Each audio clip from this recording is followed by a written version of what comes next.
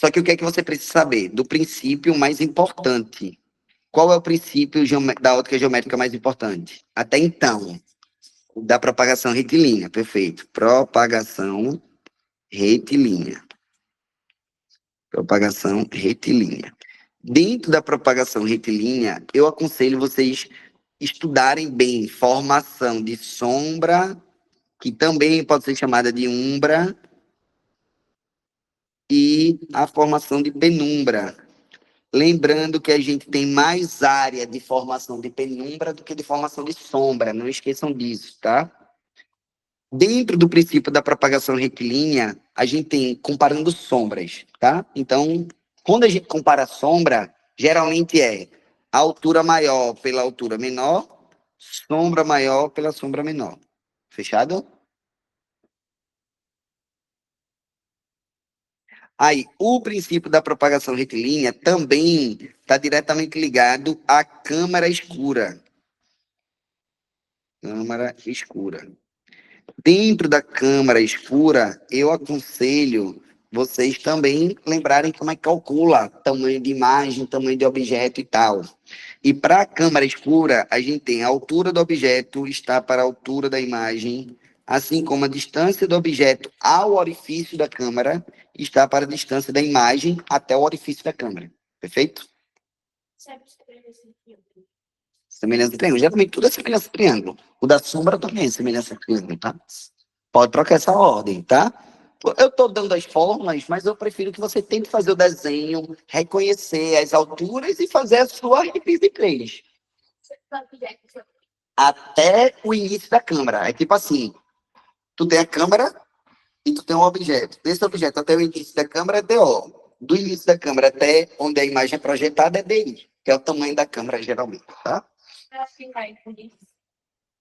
Aí, tipo, a teoria, dentro de sombra e penumbra, quais os eclipses? Onde é que tem eclipse parcial? Onde é que tem eclipse total? Quais são os eclipses? Lembrando que o eclipse solar é quando a Lua está entre a Terra e o Sol. E o eclipse lunar é quando a sombra da Terra, quando a Lua está na região de sombra da Terra.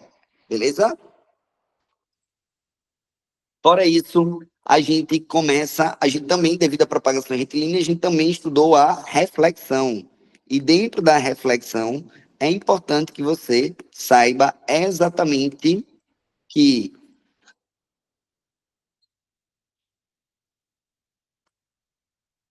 o raio incidente, o raio refletido e a normal são coplanares.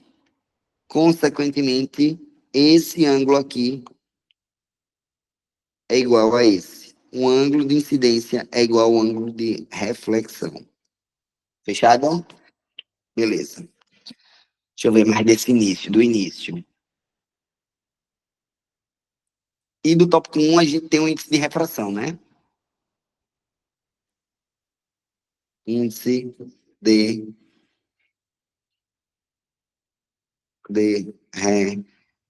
refração. O índice de refração é C sobre V. Quando a velocidade do meio diminui, significa que aquele meio ele é mais refringente. O índice de refração dele é maior, tá?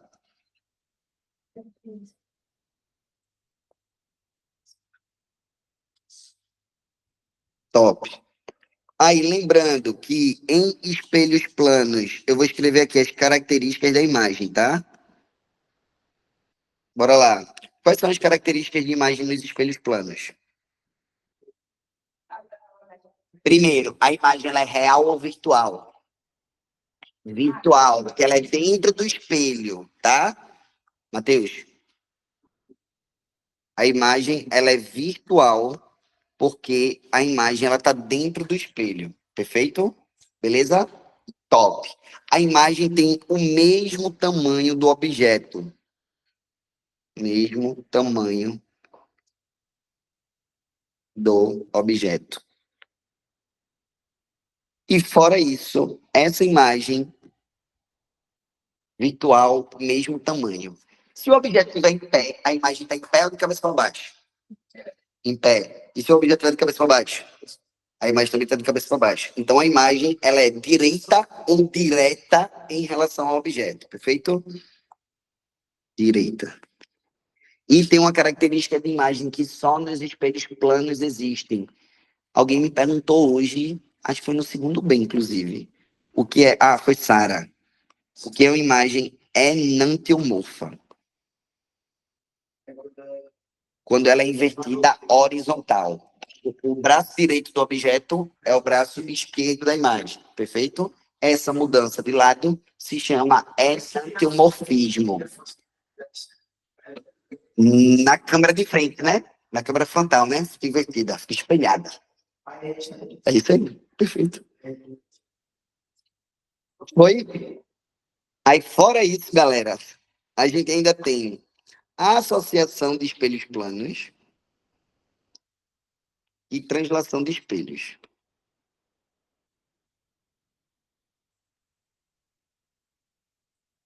Translação de espelhos. Translação de espelhos. A velocidade da imagem em relação ao objeto é o dobro da velocidade do objeto em relação ao espelho. Fechado? Lembrar que quando o objeto e o espelho estão no mesmo sentido, a velocidade relativa subtrai. Quando estão em sentidos opostos, a velocidade relativa soma. Perfeito, tá? E a associação de espelhos. Aí eu só vou repetir a associação de espelhos que eu falei hoje em sala, tá? Que foi exatamente a prática do ProLab de vocês. Mas aí eu vou lembrar de todo jeito, tá?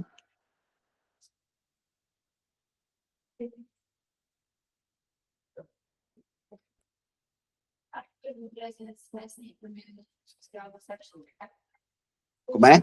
Acho. E eu queria muito que essa questão da bailarina que eu citei hoje em sala. Queria muito. A questão da bailarina é uma questão muito importante. É uma questão característica. No livro tem uma questão parecida com a da bailarina, tá? Ó, a questão da bailarina foi o seguinte. Vou dar um exemplo aqui, beleza? 33 não é da bailarina, mas é a questão parecida com a da bailarina, tá? Eu acho que eu pedi para circular a questão 33, 35 e 38 também, do livro, tá? Vê só, a questão da bailarina fala o seguinte: eu tenho 3 bailarinas. Essas 3 bailarinas estão produzindo um filme. E nesse filme, ao todo, serão vistas 24 bailarinas. Qual o ângulo formado? Qual o ângulo formado entre os espelhos? Qual o ângulo alfa? Fechado? Quanto é que vale o ângulo alfa? Aí, bora lá. Ao todo, tem 24 bailarinas. Aí a pergunta que eu faço para vocês é: quantas são as bailarinas reais e quantas são as imagens? 3 são as bailarinas reais. E são quantas imagens para se formar 24 ao todo? 21. Então, são 3 objetos.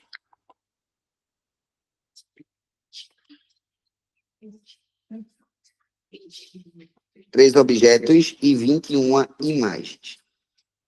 Aí, vê só, galera. A fórmula que aparece no livro para vocês é a seguinte. N é igual a 360 sobre alfa menos 1. Quem é? Isso aqui é o número de imagens formadas para cada objeto. Se eu todo tenho 21 imagens, eu tenho quantas imagens por objeto? 7. Quantas imagens total? 21. Quantos objetos? 3. Cada objeto me dá quantas imagens? 7. 7 com 7 com 7, 21. Então, cada objeto